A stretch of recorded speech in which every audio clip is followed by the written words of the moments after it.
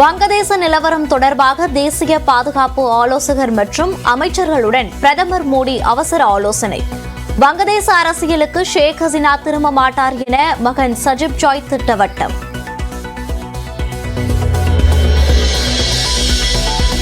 அமைச்சர் உதயநிதிக்கு துணை முதலமைச்சர் பதவியா என்ற கேள்விக்கு முதலமைச்சர் ஸ்டாலின் விளக்கம்.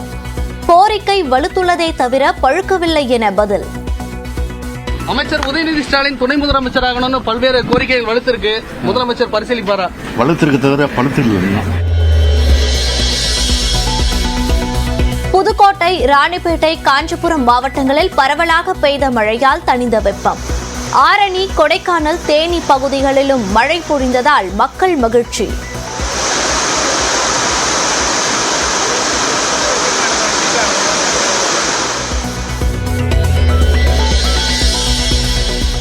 காஞ்சிபுரம், செங்கல்பட்டு, விழுப்புரம், கடலூர் உள்ளிட்ட 6 மாவட்டங்களில் இன்று கனமழைக்கு வாய்ப்பு.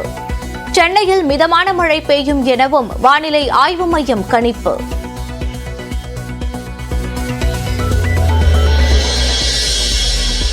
தூத்துக்குடியை சேர்ந்த 22 மீனவர்கள் நெடுந்தீவு அருகே இலங்கை கடற்படையால் கைது. எல்லை தாண்டி மீன்பிடித்ததாக கூறி 2 விசைப்படகுகளையும் பறிமுதல் செய்தனர்.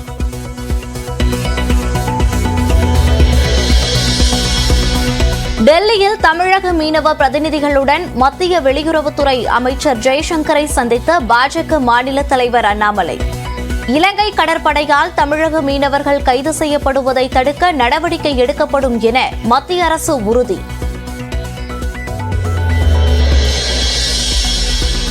கோவை மாநகராட்சி மேயருக்கான மறைமுக தேர்தல் இன்று நடக்கிறது.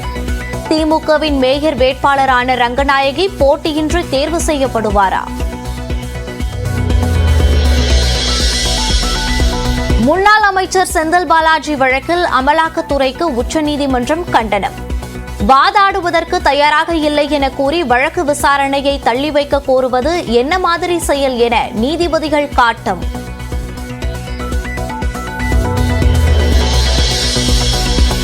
வயநாட்டில் நிலச்சரிவால் உயிரிழந்தோரின் எண்ணிக்கை 400-ஐ தாண்டியது. அடையாளம் தெரியாத உடல்கள் மதுமலாவில் மொத்தமாக நல்லடக்கம்.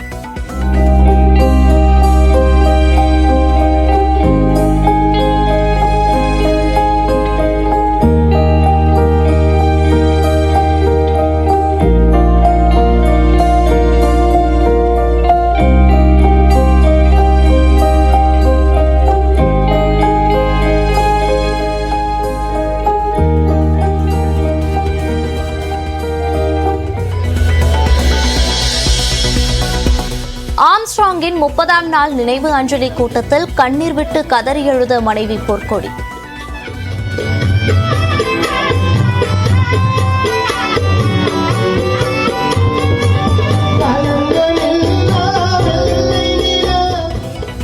அனைத்து தரப்பையும் திருப்திப்படுத்தும் வகையில் காவல்துறை விசாரணை இருக்காது என பகுஜன் சமாஜ் மாநில தலைவர் பேட்டி.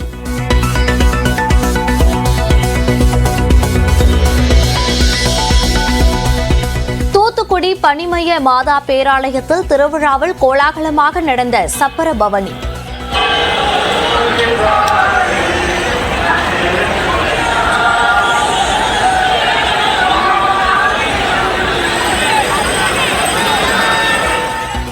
மின்விளக்குகளால் அலங்கரிக்கப்பட்ட சப்பரத்தில் எழுந்தருளிய பனிமய மாதா. எதிர்த்து யார் வர வேண்டாம்.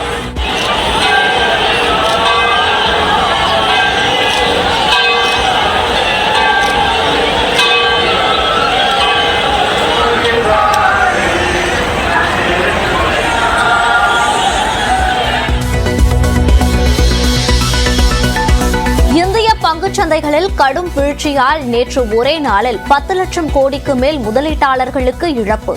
அமெரிக்க பங்குச்சந்தைகளில் சரிவு தொடர்வதால் இந்திய சந்தைகளில் இன்றும் கரடிகள் ஆதிக்கம் தொடர வாய்ப்பு.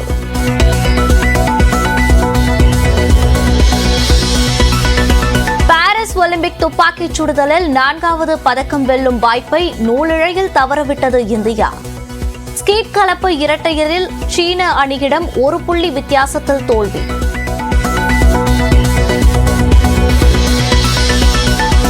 ஆன்லைன் ஆன்லைனில் 3.5 லட்சத்துக்கு பொருட்கள் வாங்கியதாக நடிகை ஷாலு ஷம்முவிடம் மோசடி செய்ய முயற்சி. மோசடியிலிருந்து தப்பிய நடிகை விழிப்புணர்வு வீடியோ வெளியீடு. கனெக்ட் பண்ணுவோம் அப்படின்ற மாதிரி எனக்கு சொன்னாங்க. ஸோ எனக்கு ஒன்றும் புரியல. பட் இருந்தாலும் நான் உடனே 9 ப்ரெஸ் பண்ணிட்டேன். பிகாஸ் நான் எந்த ஒரு ஷாப்பிங்கும் பண்ணல. ஃபர்ஸ்ட் ஆஃப் ஆல் எனக்கு உங்களோட இன்ஃபர்மேஷன்ஸ் கொடுங்க, உங்க பேரு, உங்களுடைய டேட் ஆஃப் பர்த் எனக்கு சொல்லுங்க அப்படின்னு சொல்லி கேட்டாங்க. அண்ட் ஐ வாஸ் லைக், டக்குன்னு எனக்கு எதுவும் சஸ்பீஷியஸா என்னமோ ஃபீல் ஆச்சு. உதயநிதி ஸ்டாலினுக்கு துணை முதலமைச்சர் பதவி வழங்கப்பட உள்ளதாக வெளியான தகவலுக்கு முதலமைச்சர் மு.க. ஸ்டாலின் பதிலளித்துள்ளார்.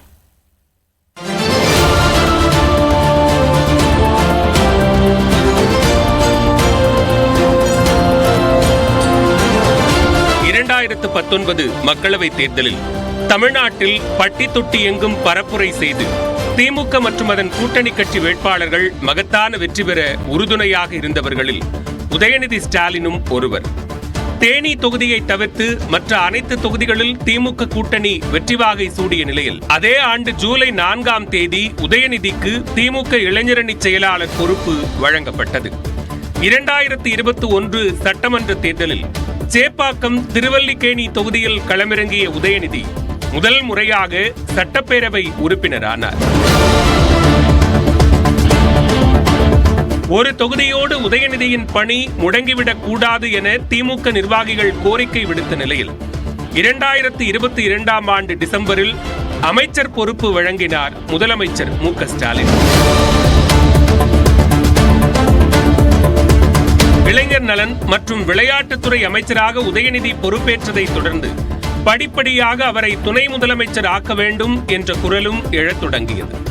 திமுக இளைஞரணியின் நிர்வாகிகள் மட்டுமின்றி அமைச்சர்கள் பலரும் இதே கோரிக்கையை முன்வைத்தனர்.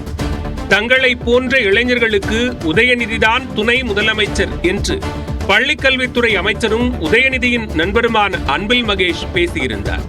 அதுவும் முதலமைச்சர் மு.க. ஸ்டாலின் முன்னிலையில் நடந்த விழாவில் இவ்வாறு பேசினார். இங்கே எங்களுடைய விளையாட்டுத்துறை அமைச்சர், இளைஞர் நலத்துறை அமைச்சர், ஏன் எங்களை பொறுத்திருக்கும் எங்களை போன்ற இளைஞர்களுக்கு அவர் தான் துணை முதலமைச்சர். ஆக அவருக்கும் எங்களுடைய வாழ்த்துக்கள். 2009ஆம் ஆண்டு மக்களவை தேர்தலுக்கு பிறகு தமிழ்நாட்டில் துணை முதலமைச்சர் பதவி முதன் முறையாக உருவாக்கப்பட்டு அதில் அமர வைக்கப்பட்டவர் தற்போதைய முதலமைச்சர் மு.க. ஸ்டாலின்.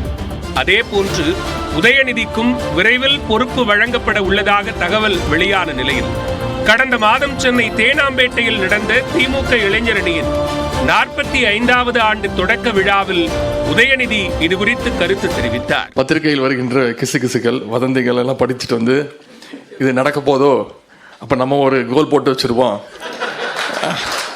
துண்டு போட்டு வச்சிருவோம் அப்படின்ற அடிப்படையில் இங்க பேசியிருக்கிறீங்க.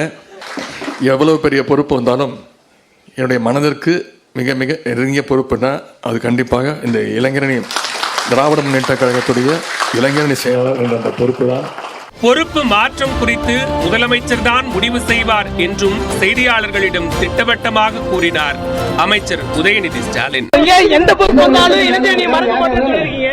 அப்ப பொறுப்புகள் மாறுறதுக்கான வாய்ப்பு இருக்காது. இல்ல, அது முதலமைச்சர் தான் முடிவு எடுப்பார். முதலமைச்சர் மு.க. ஸ்டாலின் விரைவில் அமெரிக்கா பயணம் செய்ய உள்ள நிலையில் அதற்கு முன்பு அமைச்சரவை மாற்றம் செய்யப்பட்டு உதயநிதி துணை முதலமைச்சராக பொறுப்பேற்கப் போவதாக தகவல் வெளியானது. இந்த நிலையில்தான் உதயநிதிக்கு துணை முதலமைச்சர் பொறுப்பு வழங்க வேண்டும் என்ற கோரிக்கை எழுந்தது. அமைச்சர் உதயநிதி ஸ்டாலின் துணை முதலமைச்சராகணும்னு பல்வேறு கோரிக்கைகள் வலுத்திருக்கு. முதலமைச்சர் பரிசீலிப்பாரா? வலுத்திருக்கு தவிர படுத்தில்லை. அமைச்சர் உதயநிதி ஸ்டாலின் துணை முதலமைச்சராகணும்னு பல்வேறு கோரிக்கைகள் வலுத்திருக்கு. முதலமைச்சர் பரிசீலிப்பாரா? வலுத்திருக்கு தவிர படுத்தில்லை. முதலமைச்சரின் இந்த பதில் உதயநிதிக்கு தற்போதைக்கு துணை முதலமைச்சர் பதவி வழங்கப்படாது என்பதையே வெளிக்காட்டுகிறது.